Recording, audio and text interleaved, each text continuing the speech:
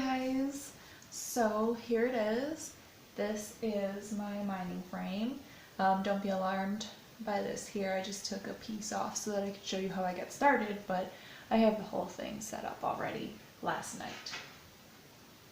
So getting started is definitely the most difficult part because there's not a lot of support when you're just working with a couple of pieces, and becomes super fun trying to drill with power tools. But here we go. So I started with two of my 14-inch pieces. I have a base piece here and one of my vertical pieces. Definitely want to start by making sure that these are flush in here and that this vertical piece is straight up and down. Once you have that, you're going to drill through the base piece first. And then I marked inside the hole here on this vertical piece with a Sharpie, because once I started drilling through to the second piece, I found that it just kind of started, as well as bouncing around, it kind of started to push this vertical piece away instead of just being able to drill right through it. So the markings just helped me line things back up. So then once you have this set up here, this nice little L, I took my 30-inch piece here and lined it up so that it's nice and flush with this one here. I like to have the 30-inch piece, this longer one, be on the bottom or like on the outside here, because I think it's going to be more stable that way and more secure. So then once you have these all lined up again, nice and flush, you drill through this base piece first, making sure that when you drill through, that it's, you know, not running into the other screw. I have mine above the screw in the L, but you know, however it's going to work out for you. It'll be easier if you do everything with these larger pieces. These thin pieces here were on sale at my store for just 93 cents each, so it was a steal. A little bit harder to work with, but it was really nice. So now that these are all screwed together, I move on to the back part of the base here, and basically do the same exact thing. I mean, I don't have the vertical piece in here, but I did exactly that. I did the vertical piece again on the inside of here, and then I took the 30-inch piece here in the back base and lined that up exactly like I did this one, so that it's on the bottom, so that it'll be like on the bottom here and the outside of the L.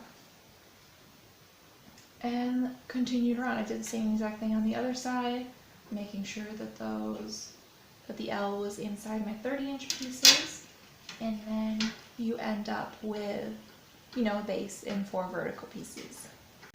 So then, now you've got your base and the 4 vertical pieces. You can kind of just do this however you want from this point forward. I started with this back piece here where the GPUs you're going to tie to, just to get some more support along these vertical pieces, and then you can do the inside however you want, in whichever order you want. It doesn't really matter, whatever you think is going to, you know, continuously create the most support as you go along, so that it becomes easier to drill through these and screw your screws in. Let me put my rig back together here. I'm going to start by screwing in the base first. Screwing that back in, I mean.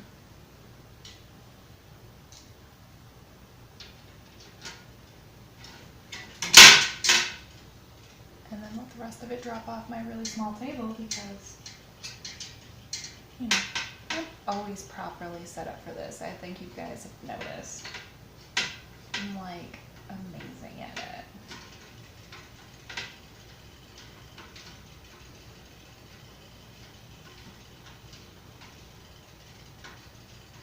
Maybe I just like creating unnecessary difficulty. Not intentionally, but it just seems to happen that way.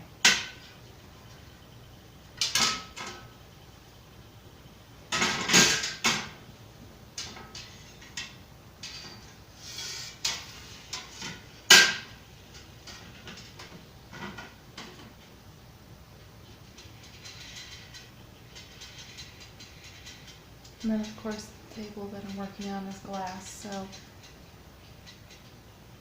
you get to hear every sweet little sound.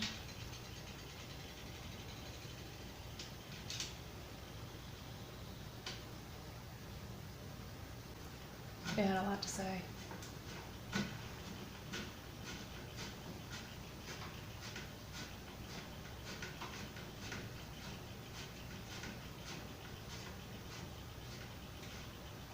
I'm pretty excited about this though, guys. I think I was saying in my other video that I started mining like last month or so with my gaming rig. And it worked out pretty well. But I'm gonna be honest, guys. I miss using my gaming rig to game. Not that I'm going to stop mining with my gaming rig, because I mean, at least as far as Ethereum goes, it's looking pretty nice. But maybe I'll feel like less bad about stopping my gaming rig during the day so that I can game, and then maybe, you know, start it back up at night. We'll see. Probably won't happen like that, but we'll see.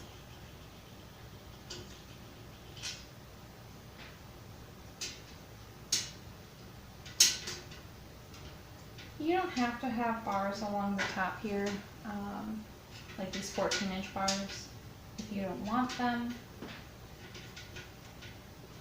I've definitely seen plenty of frames out there without them. I just did it so that I have an easier time grabbing this when I want to pick it up and move it. Hopefully I don't have to move it too often, but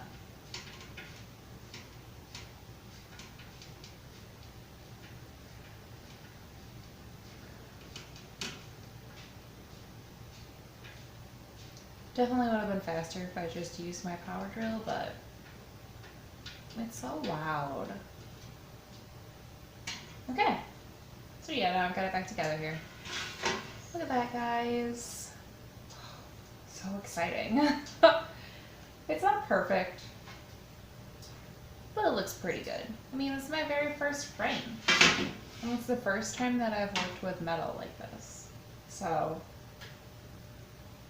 I think it came out pretty good.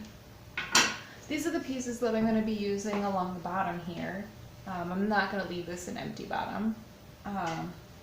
I'm just waiting to measure out my motherboard and find out where I'm going to have to screw these down in the middle. Let's see, there's a gap in these pieces. It's exactly like the one that I have up on top here. But they're just going to go down this way, so the gap will be on the bottom, and then I'll screw through, you know, this top piece here. Maybe it'll hold in the screws a little bit nicer versus just having like an, you know, then another 90 degree, or it's just something that's flat. I don't know, we'll see. They're nice little pieces though. So there it is, my frame. And then the next thing I'm going to do, like I was saying, is measure this out for my motherboard and my power supply.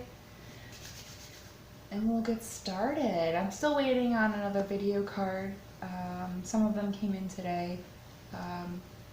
The other one, hopefully, I mean, it's supposed to come in today as well, but it kind of looks like it didn't. So hopefully tomorrow I'll have it and I'll get to continue on. So fun. Alright, I love you guys, and I'll see you soon.